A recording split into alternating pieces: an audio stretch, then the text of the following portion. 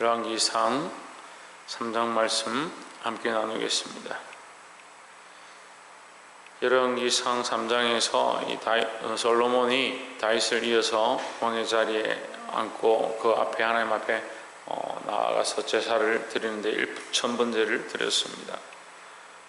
사람들은 이 1000번제에 주목하는데 1000번제가 주목할 만한 게 아닙니다. 우리가 1000번제에 주목해서 우리도 1000번제를 드리면 하나님 복을 주시겠지, 그런 게 아니라 하나님 마음에 합한 모습이 있었다라는 거죠. 그 하나님 마음에 합한 것은 다윗이 가졌던 모습과 같습니다. 솔로몬도 다윗의 모습과 같이 하나님 마음에 합한 것을 가진 것, 그것 자체가 이미 지혜고, 그 지혜로 말미암아 이 솔로몬이 더 큰 지혜, 하나님 주신 지혜를 더 얻게 되었다라는 거죠. 하나님 마음에 합한 삶을 사시기를 주의 이름으로 축원합니다. 우리가 특별히 주목해야 봐야 될 말씀은 3장 1절에 솔로몬이 애굽왕 바로로 더불어 인연을 맺어 그 땅을 취하고 데려다가 다윗성에 두고, 그 딸을 취하고 데려다가 다윗성에 두고 자기의 궁과 여호와의 전과 예루살렘 주위의 성이 필력되기를 기다리니라. 솔로몬이 이 애굽왕과 인연을 맺었다, 그게 좋지는 않습니다. 그 딸을 데려다가 다윗성에 두고 그의 아내를 삼은 것도 그렇게 좋아 보이지는 않습니다. 애굽은 성경에서 계속해서 이스라엘을 압제하고 이스라엘 백성을 종삼았던 나라이고, 또 세상의 모양을 가지고 있습니다. 결국은 권력 때문에 그 딸을 취하게 된 거죠. 근데 2절에 보시면 그때까지 여호와의 이름을 위하여 저는 아직 건축하지 아니하였으므로 백성들이 산당에서 제사하며, 3절에 솔로몬이 여호와를 사랑하고 그 붙인 다윗의 법도를 행하되 오히려 산당에서 제사하며 분향하더라 했습니다. 3절에서 볼 수 있는 것은 솔로몬이 하나님을 사랑했다, 이렇게 기록하고 있습니다. 근데 이 열왕기상 시작할 때 솔로몬은 하나님을 사랑했다는 거예요. 근데 시간이 지나면 나중에는 어떻게 됐느냐, 이 여인들을 사랑하기 시작합니다. 그래서 이 시작이 여인을 데려다가 궁에 두고 했던 이 단어가 그에게 올무가 되는 거죠. 그 딸을 데려다가 그에게 두고 자기 아내를 삼은 것이 그에게 올무가 되었습니다. 우리에게 결혼하고 또는 가정을 꾸리고 남편이나 아내를 두게 되는 것, 또 사랑하는 자가 생기는 것, 또 믿음으로 사는데 우리에게 사랑하는 것들이 생기는 것이 자녀들도 마찬가지입니다. 우리가 자녀도 하나님 주신 소산이고 우리에게 주신 귀한 열매인데, 그것이 생기는 것이 문제가 아닙니다. 하지만 거기에 열매이고 그것을 더 사랑하고 하나님보다 더 사랑하고 하나님을 향한 사랑들을 잊어버리는 것이 문제다라는 겁니다. 근데 인생들은 항상 대상을 정하고 사랑하는 대상, 그 사랑하는 것에 마음을 빼앗기는 모습들을 가지게 됩니다. 우리가 이것을 똑바로 알아야 하고, 하나님을 사랑했던 그 사랑을 여전히 유지하고 하나님의 사랑을 잊어버리지 않기를 주의 이름으로 축원합니다. 하나님의 사랑을 잊어버리지 않으면 우리에게 주신 모든 것들이 하나님의 영광을 위해서 쓰임받고 더 큰 축복으로 임하게 되는 것이고, 하나님을 사랑하는 것을 잊어버리면 권력을 가지고 재물을 가지고 부를 가진다 하더라도 그것들이 오히려 올무가 되어진다라는 거죠. 마지막에 솔로몬이 이 여자들을 많이 둠으로 인해서 결국은 그들 때문에 우상 앞에 가서 무릎을 꿇는 그런 수치스러운 일들을 당하게 됩니다.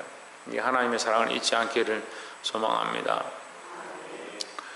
9절에 보시면 누가 8절부터 주의 빼신 백성 가운데 있나이다. 저희는 큰 백성이라 수요가 많아서 셀 수도 없고 기록할 수도 없사오니 했습니다. 이 8절에 주목해 봐야 될 것은 주가 주의 백성입니다. 이 솔로몬이 그 1000번제를 드리고 잠을 자는데 꿈에 하나님께 나타나셔서 내가 너에게 무엇을 주랴, 이렇게 복을 주셨습니다. 복을 주겠다라고 약속하셨습니다. 근데 7절에서부터 계속 이 솔로몬이 뭐라고 하냐면, 나의 하나님 여호와여 주께서 종으로 종의 아비 다윗을 대신하여 왕이 되게 하셨사오나 종은 작은 아이라 출입할 줄 알지 못하고 했습니다. 자신이 왕이 된 것이 누구의 은혜냐? 하나님께서 하신 것이다. 이게 정말 겸손한 거죠. 그냥 단순히 지혜를 구한 것이 아니고 내가 여기 있는 것이, 이 일을 하게 된 것이, 이 제사를 드린 것조차도 하나님의 은혜다라는 거죠. 내 공로가 아무것도 없습니다. 하나님께서 세우셨기 때문에 내가 이 일을 할 수 있고, 이것 또한 하나님의 은혜입니다 고백하는 거죠. 8절에 보면 아까 방금 말씀드렸는데 주의 빼신 백성이다. 이게 주어가 주의입니다. 그러니까 이 백성도 주의 백성입니다. 우리가 왕으로 세워주면 당연히 백성은 내 백성이다 이렇게 생각할 건데, 솔로몬은 철저하게 다른 생각들을 하는 겁니다. 내 백성이 아니라 주의 백성입니다. 저는 이 단어를 보고 깜짝 놀랐습니다. 주의 백성이다. 9절에 보면 누가 주의 이 많은 백성을 재판할 수 있사오리까 했습니다. 주의 백성입니다. 주께서 세우신 자리입니다. 주의 백성입니다. 주의 것입니다. 지혜로운 마음을 종용해 주사 주의 백성을 재판하여 선악을 분별하게 하옵소서 했습니다. 그러니까 내가 주인이 아니고 내가 주가 아니고 주님의 백성이고 주님 주신 왕의 자리고 주의 것이니까 주께서 나를 도와주시옵소서 하는 거죠. 사랑하는 성도 여러분, 이것이 주의 마음에 합했다. 10절에 솔로몬이 이것을 구하며 그 말씀이 주의 마음에 맞은지라 했습니다. 우리가 문제는 삶이 없어서 문제가 아니고 먹을 것이 없어서의 문제가 아니라 우리에게 주어진 수많은 것들을 하나님이 주신 것, 주의 것임을 잊어버리는 것이 문제입니다. 하나님이 우리에게 주신 주의 것임을 기억하고 주의 사랑을 기억하고 다시 원래대로 돌아가는 게 중요한데, 이 솔로몬이 처음에 말했던 것처럼 하나님 주신 사랑, 하나님의 사랑을 잊어버리고 세상 여인들을 사랑하기 시작하는 것, 이것이 문제가 되어졌던 것처럼 오늘 이 솔로몬이 고백하는 이 첫 번째 고백이 뭐냐? 주의 백성입니다. 주께서 나를 세우셨습니다. 주께서 세우신 왕입니다. 이렇게 고백하는 겁니다. 사랑하는 성도 여러분, 이 마음을 잊어버리지 말고 우리가 하나님께로부터 받은 이 은혜를, 하나님의 것임을 기억하고 하나님을 여전히 사랑하시기를 주의 이름으로 축원합니다. 11절에 이에 하나님이 저에게 이르시되 내가 이것을 구하도다. 자기를 위하여 수도 구하지 아니하며 부도 구하지 아니하며 자기의 원수의 생명 멸하기도 구하지 아니하고 오직 송사를 듣고 분별하는 지혜를 구하여 선적했습니다. 근데 오늘날 우리가 기도하고 있는 제목이 뭔가 한번 자신이 돌아봐야 합니다. 기도는요, 철저하게 말씀에 맞춰야 합니다. 성경에 기도하는 내용들이 정말 많이 있죠. 다윗도 기도하고 솔로몬도 기도하고 다니엘도 기도하고 바울도 기도하고, 기도하는 내용들이 정말 많이 있습니다. 히스기야도 기도합니다. 그 기도하는 내용들을 보고 우리가 기도할 것들이 얼마든지 있습니다. 기도의 모범을 삼을 것들이 많이 있습니다. 근데 실제로 우리가 기도하는 것들은 너무나도 하찮고 인간적인 기도들을 많이 합니다.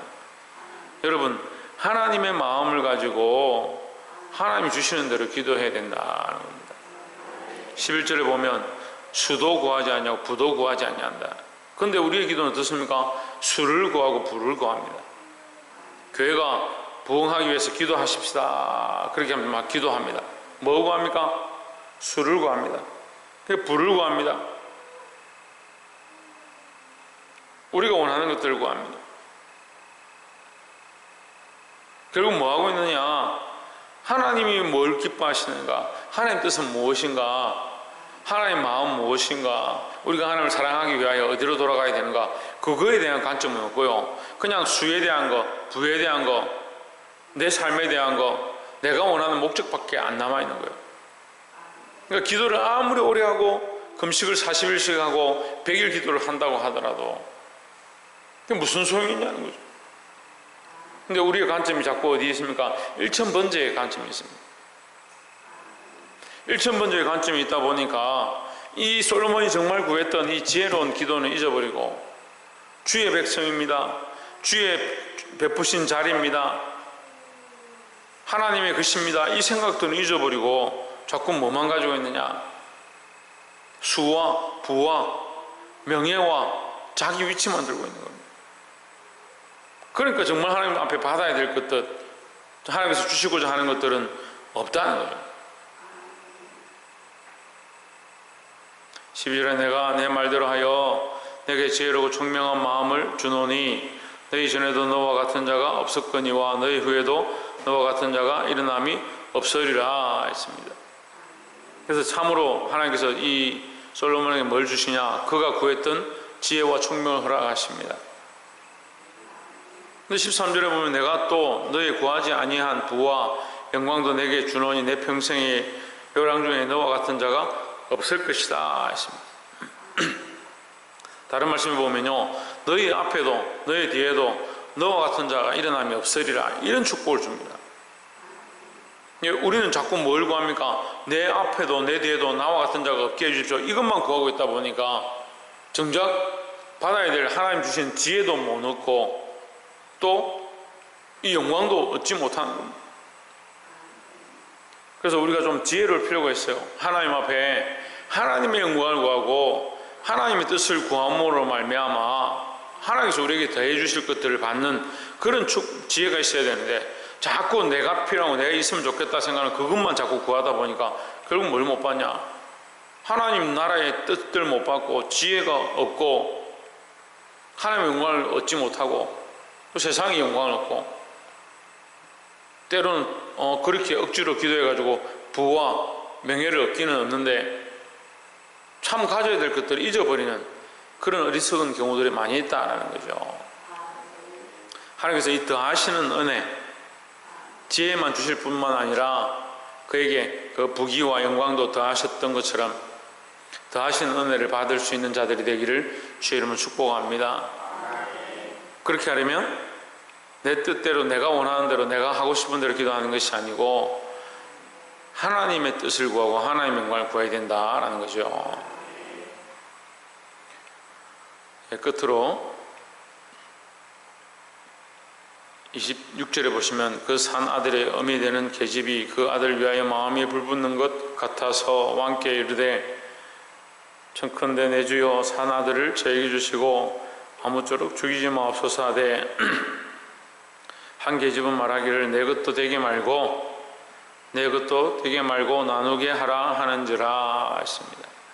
네, 이것은 무슨 사건이냐? 솔로몬이 하나님 앞에 얻은 지혜를 따라서 첫 재판하는, 물론 이게 다 기록되지 않았으니까 이게 꼭 첫 재판인지 알 수 없지만 성경에 기록된 대로 첫 번째로 볼 수 있습니다. 그래서 어쨌든 첫 재판하는데 이게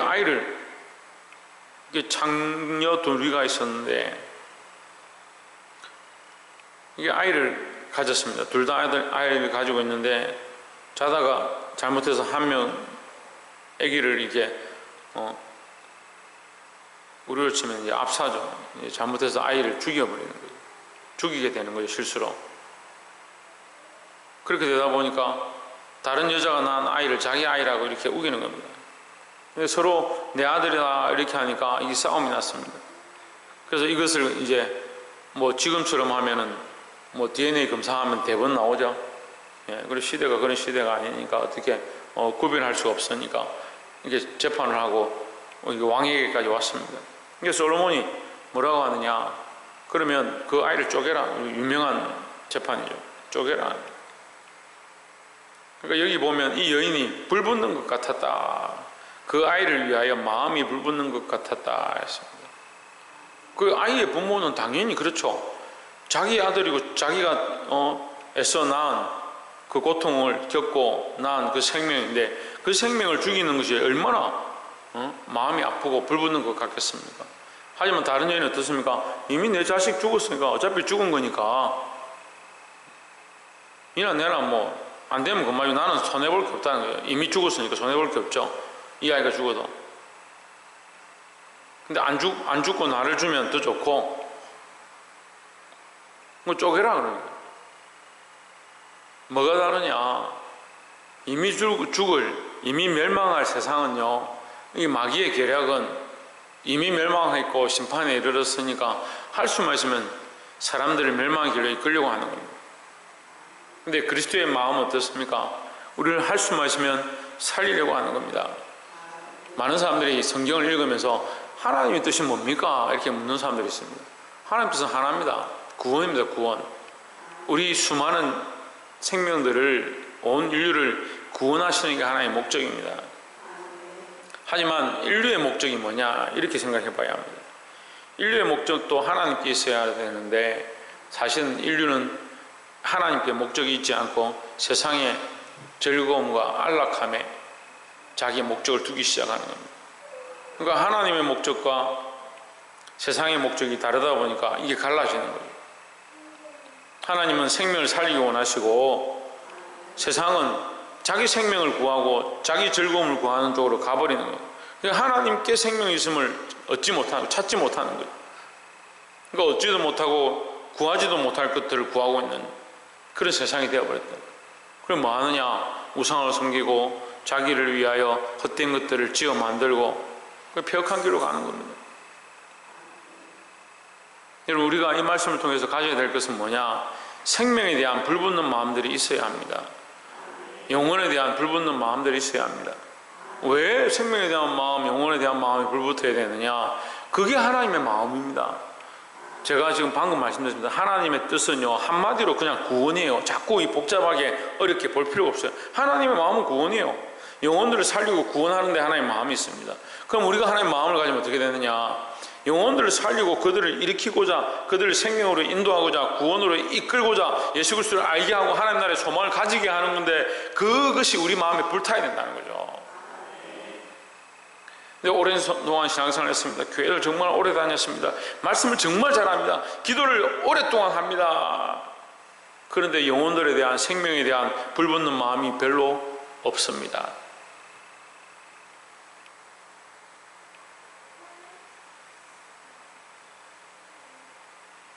기름 없는 자동차가 무슨 필요가 있고,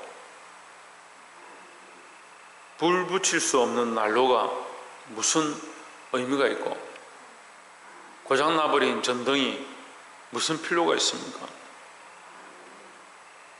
하나님의 백성이라 하고 많은 능력을 가졌다 하는데 영혼에 대한 불타는 마음이 없다. 그게 속고 있는 겁니다. 그게 이 가짜 창녀, 가짜 의미의 모습과 같고, 그것이 거짓 선지자와 같고, 그것이 마귀가 주는 지혜다라는 거죠. 여러분, 우리가 이것을 분별하고 하나님의 마음을 회복해야 합니다. 하나님 마음을 회복하고 하나님 뜻을 회복한 자는 구원에 관심이 있고 영혼에 관심이 있고 생명에 관심이 있게 되어 있다는 거죠. 나뿐만 아니고 내게 주어진 생명, 내게 맡겨진 영혼들, 그들을 살리고자 하고 주의 백성, 주께서 허락하신 백성, 내게 맡겨진 자들, 내 자녀들, 내 가족들, 내게 된 생명들을 우리가 돌아보고 그들을 향하여 불붙는 심령으로 하나님 앞으로 돌려드리며 하나님 앞으로 구원의 길로 이끌 수 있는 저와 여러분 되시기를 주의 이름으로 축복합니다. 28절에 온 이스라엘이 왕의 심리하의 판결함을 듣고 왕을 두려워하였으니 이는 하나님의 지혜가 그 저희 속에 있어 판결함을 봄이더라 했습니다. 여러분, 하나님의 지혜는 세상이 두려워하는 거예요. 세상의 이론으로 세상을 이기는 것이 아니고 하나님의 주신 지혜로 세상을 이기고 하나님이 주신 지혜로 많은 영혼들을 구원하는, 많은 생명들을 구원하는 저와 여러분 되시기를 주의 이름으로 축원합니다. 저는 요즘 마음이 더 뜨겁습니다. 지금 코로나로 인해서 시국이 더 어렵고 힘들고 하지만 아이들, 우리 교회에 나왔던 이 아이들이 지금 다 떨어졌는데 그 아이들을 향한 기도와 그 불타는 마음들이 다시 일어나고 있습니다. 여러분, 이 영혼들을 위한 불타는 마음, 생명을 향한 불붙는 심정으로 기도하고 그 앞에 엎드리시는 저와 여러분 되시기를 주의 이름으로 축원합니다. 기도하겠습니다.